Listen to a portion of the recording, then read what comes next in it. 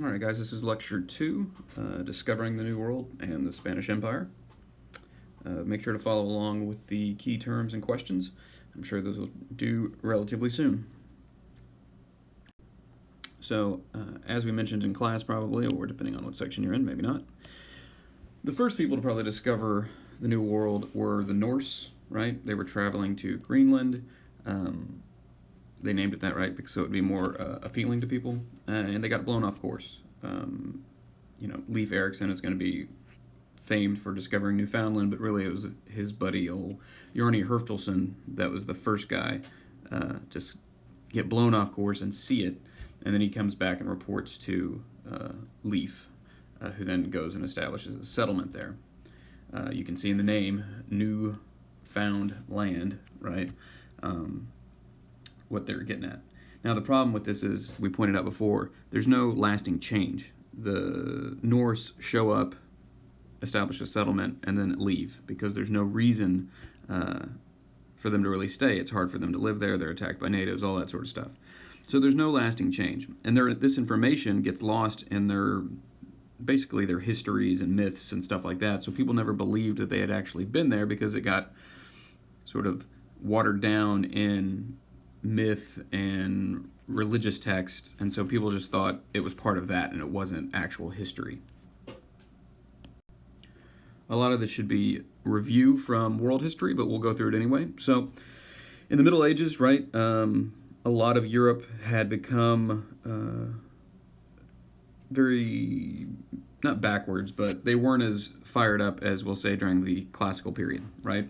And so what's going to happen is the Crusades, right, are going to cause noblemen and armies and whatever to go to the Holy Land, right, or the Middle East, however you want to think about it, the Levant, as it's also referred to as. And what's going to happen is those that interaction with the Middle East and that knowledge that was sort of contained there and bringing it back to Europe is going to help spur on the Renaissance. Now, clearly, that's not the only thing that causes it. Other things like the growth of wealth in Italy, right, is going to allow for patrons of the arts and the sciences and all that sort of stuff as well. So those two things, right, are going to help to spur on the Renaissance and call for these new inventions that we're going to see. Also, we also have Marco Polo, who's going to travel to China as a merchant with his father and eventually serve on the court of the emperor's court there, and eventually come back, become poor and destitute, which is part of the story you don't usually hear. And in prison, he is going to tell his story to another guy, and that guy is going to write a famous book. Now, the famous book is going to be printed on a new printing press. This should be listed under inventions, but for some reason I didn't. So, under inventions, maybe add printing press, okay?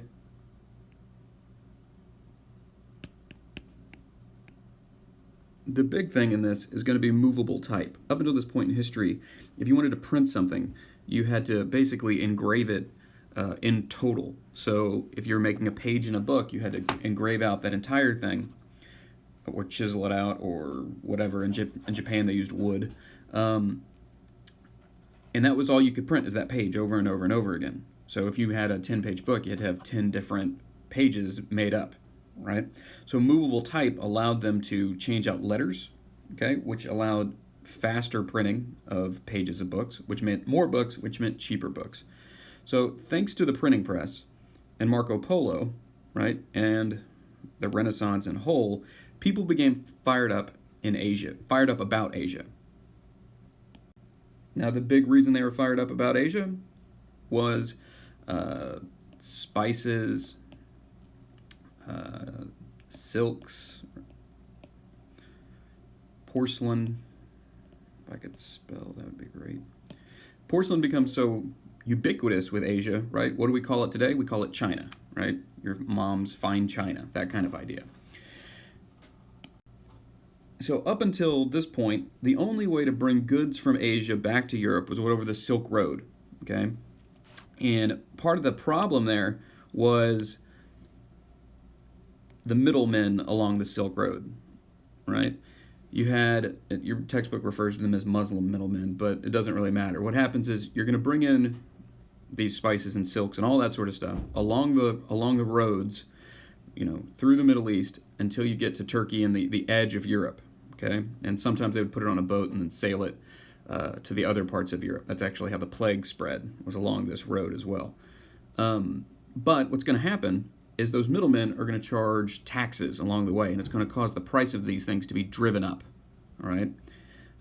What's going to then happen is guys don't want to pay those prices, and they want to find a cheaper way to do it. They want to find a cheaper way to make it to Asia. And so how can they find a cheaper way? They can find this cheaper way by sailing to Asia somehow. The country that's going to do this first is going to be, Portugal. And they're going to sail around the southern tip of Africa and into India.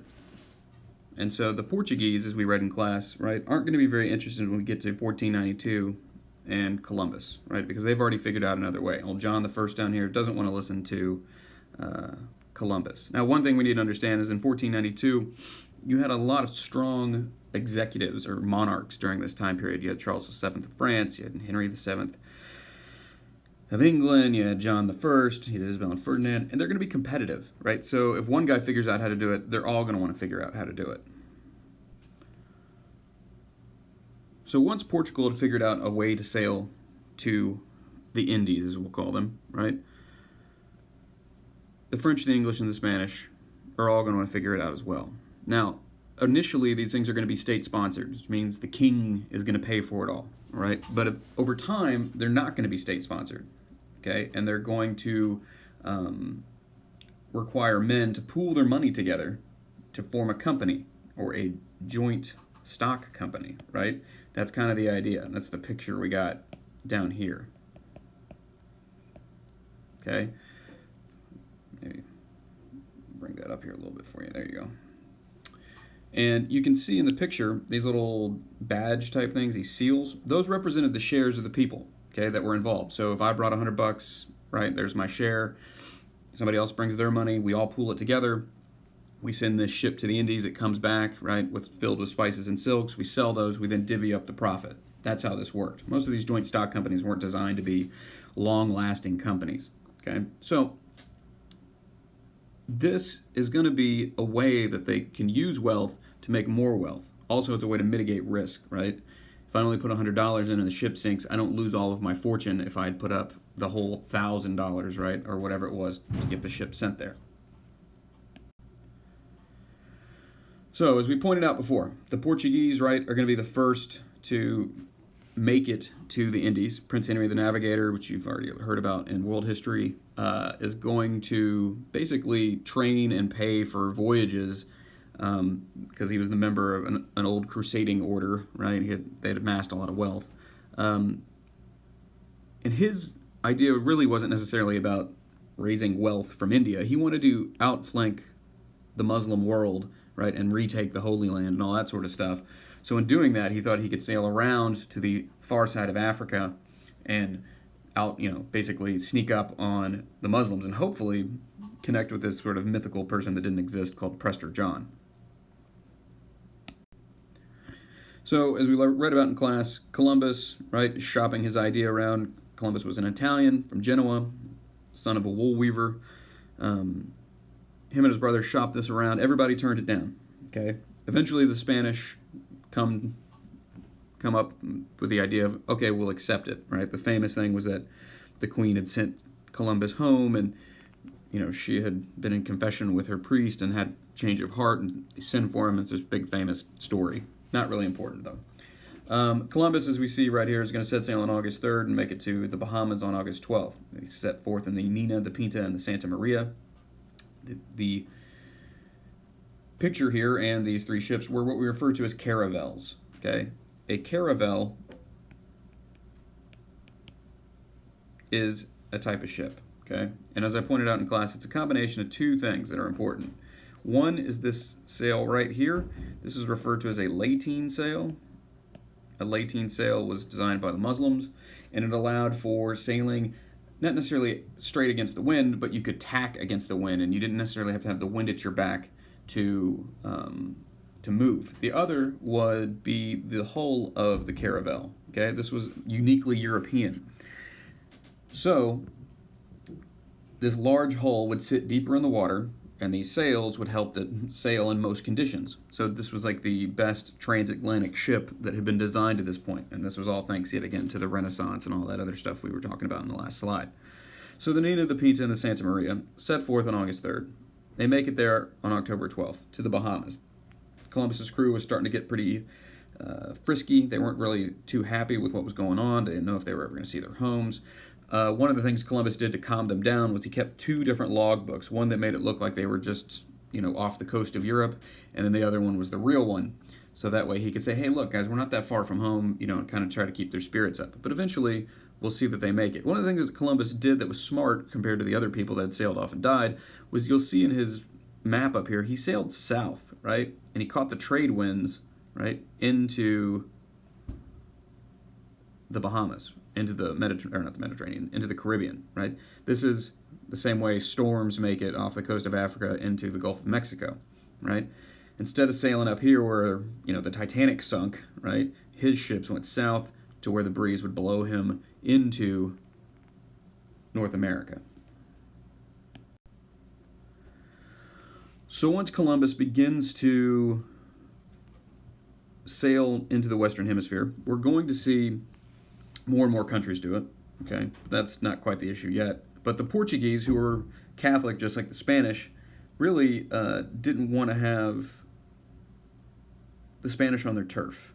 Okay, so what the Pope did was he made the Treaty de Tordesillas in 1494, and you can see the map over here. And what that said basically was, we're going to draw this line all the way around the globe. And basically, the Spanish, you get this side, basically saying you get, the Western Hemisphere, and Portugal, you get to keep China, right? That was kind of the basic idea.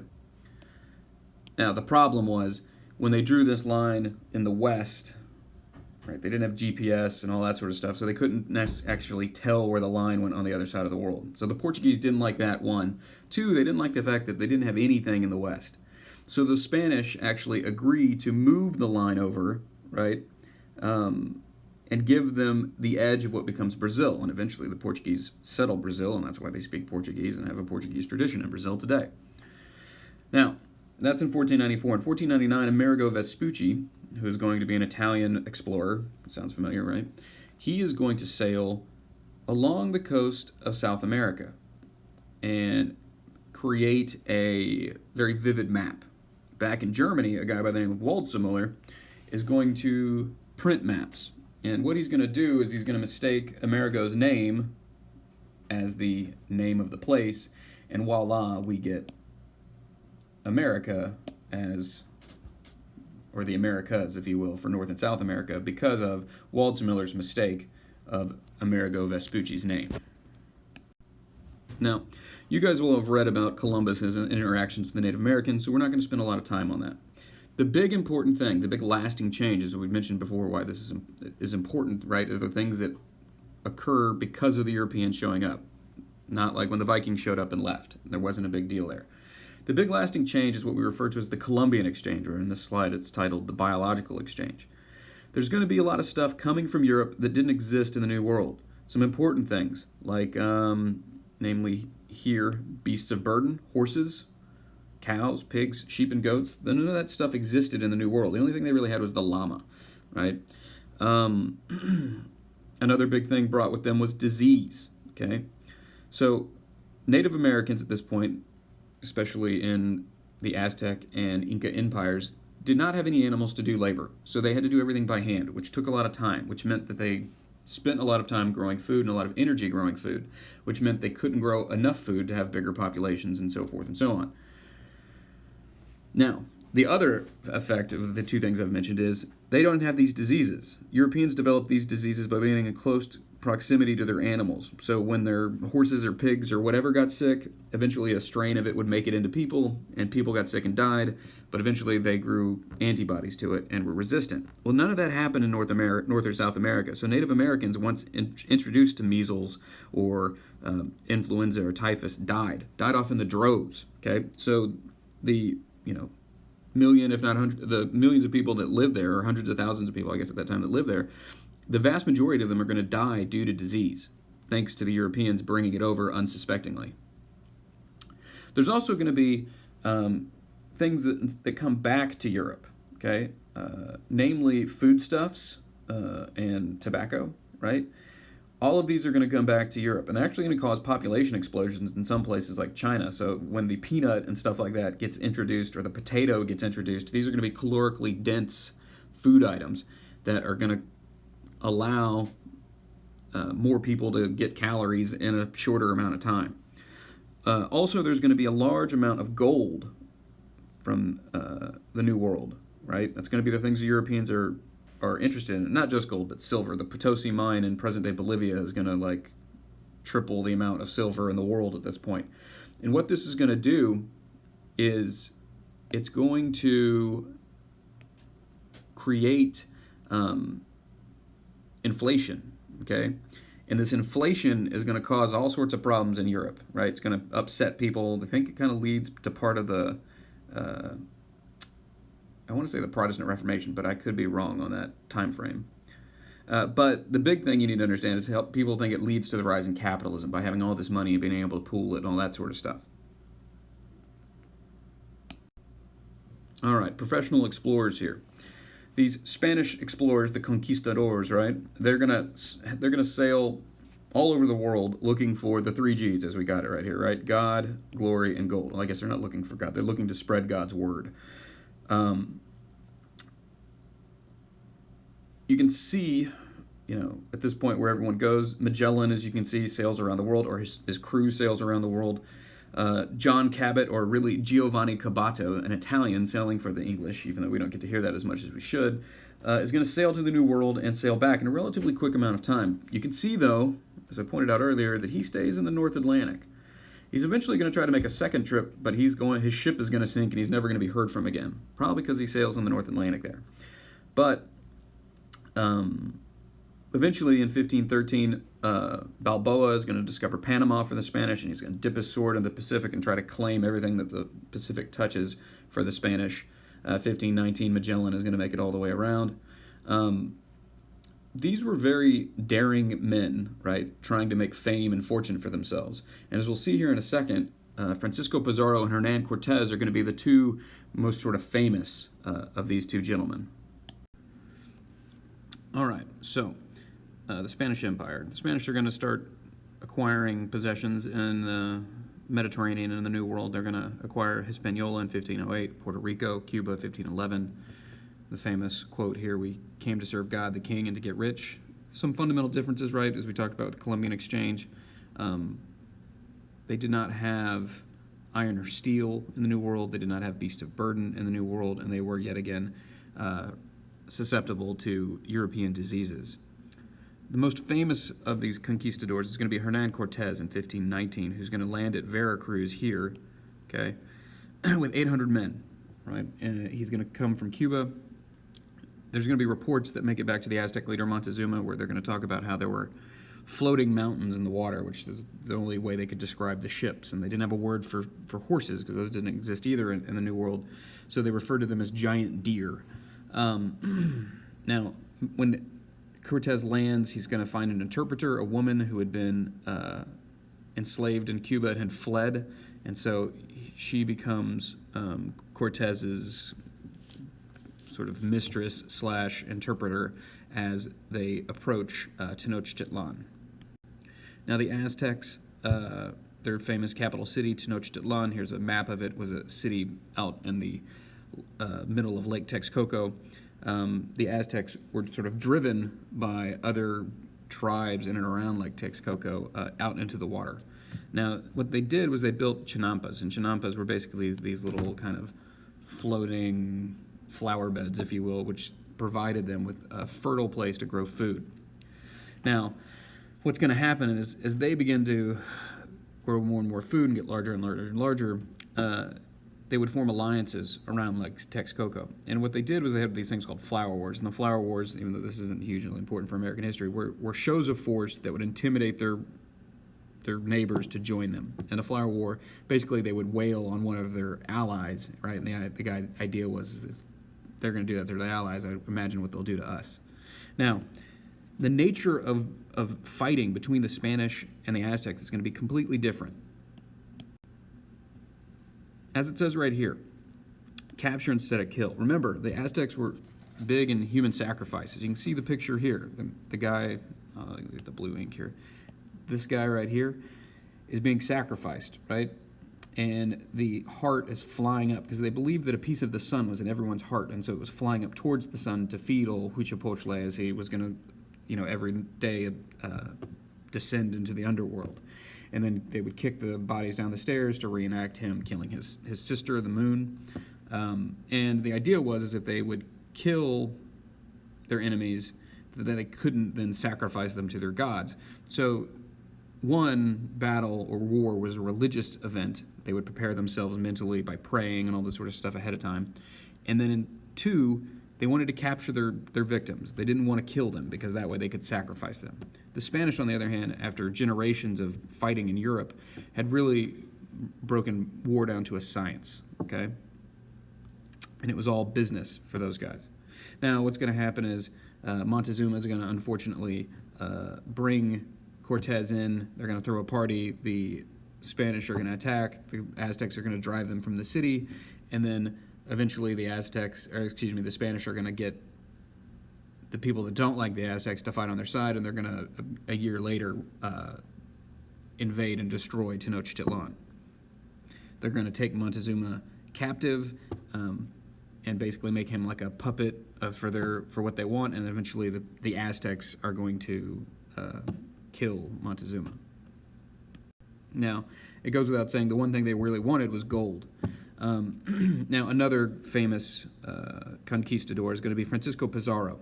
Okay, in 1531, probably haven't heard the stories of Cortez. He's going to set out in South America, and he's going to go into present-day Peru and basically subjugate the Inca. The Inca had just got done fighting a civil war. Their leader, the great Inca, had died from smallpox, and now they had fought a civil war, and a new great Inca by the name of Atahualpa is going to be victorious, and he's going to actually stop in, I forget where it is. Is it Cusco? I don't remember exactly. Doesn't really matter, but he's going to stop there to pray, and then this is where the Spanish show up. And the Spanish are going to be very small in number, and they're going to defeat the Inca, who are going to have, 100 times as many guys as them, basically through a show of force with gunpowder and horses and all that sort of stuff. And the Inca are going to sort of underestimate them. Now, Pizarro will take Atahualpa captive and eventually execute him once the Inca have given them gold and riches. And over time, yet again, Spain will take Mexico, which becomes referred to as New Spain, and then South America, Peru, which they've referred to as Peru. Now, how are they going to control this system? Well, they're going to control it with the encomienda system. And the encomienda system really is a holdover for kind of like feudalism. They would have landlords or people they would give a grant to of land, and those people would be in charge for controlling that land. Now, over time, they had to import more and more slaves for labor because the Native Americans were dying off from disease. Some felt conversions of the Indians was impossible. In class, we'll read about De las Casas. You read about De las Casas in the Columbus reading. He wanted to have rights for the Native Americans. In 1600, they replaced the hacienda system with the encomienda system. The encomienda system was really a larger version of the hacienda system, where they pledged to take X amount of Native Americans under their control or their care, if you would think about it yet again like feudalism, and make sure that they kind of convert to Christianity and they work and stuff like that. Now, what they did is they worked on large agricultural plantations and they worked in mines. The most famous of these mines is going to be Potosi in present-day Bolivia. Now, as it says right here, Spain had direct control of its colonies through the Council of the Indies, and the Council of the Indies controlled who went to the colonies, who, could grow what and all that sort of stuff. This is going to be drastically different than the English and the French, okay? So the Council of the Indies only let upstanding young Catholic men immigrate to the New World. While when we talk about the English, they basically pushed out all of their non-desirable people because of overpopulation.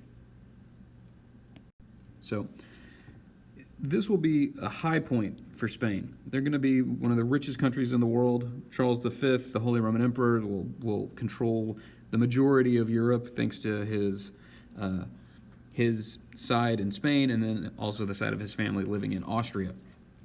So Spain's presence in the New World will last for 3 centuries longer than England or France, right? So there will be a Spanish presence in the Western Hemisphere for 300 years, while the English will be driven out because of the American Revolution or independence for